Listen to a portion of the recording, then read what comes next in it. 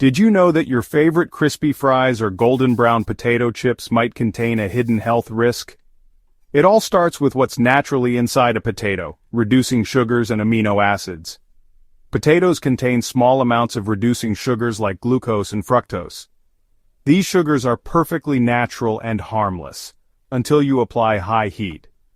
And here's a surprising twist. Storing potatoes in the fridge can actually increase these reducing sugars through a process called cold-induced sweetening.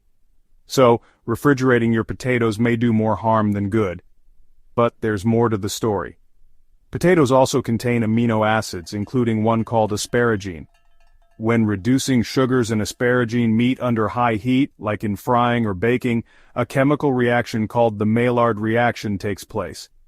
This reaction creates that delicious brown color and crispy texture we all love, but it also produces acrylamide, a potential carcinogen according to the WHO and FDA. So how can you reduce the risk? Don't refrigerate raw potatoes. Choose boiling or steaming over frying. And cook at lower temperatures when possible. Potatoes are nutritious and versatile, but being smart about how you store and cook them can help you enjoy them safely.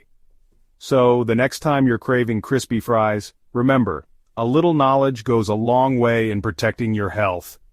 If you found this helpful, like, share, and subscribe for more science-backed food facts. See you next time on Gen-Z-Sceince, decoding science for the future.